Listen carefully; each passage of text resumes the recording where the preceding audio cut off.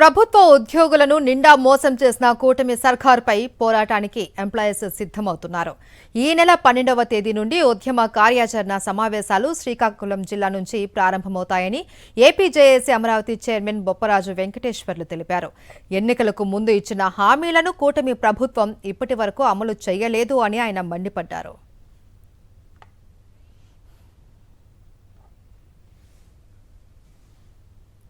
2 సంవత్సరాలు పూర్తయినప్పటికీ కూడా కనీసం పీఆర్సీ కమిషనర్ నియామకం కూడా చేయలేదంటే ఒక్కసారి ఆలోచించండి.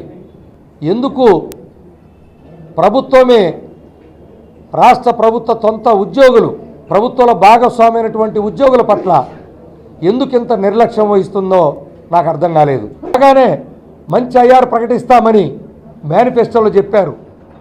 కానీ ఈ రోజుకి కనీసం చర్చలు కూడా లేవు. కారణం ఏమిటి? మరిన్ని అప్డేట్స్ కోసం ఛానల్ ను సబ్స్క్రైబ్ చేయండి. నోటిఫికేషన్స్ కోసం బెల్ ఐకాన్ పై క్లిక్ చేయండి.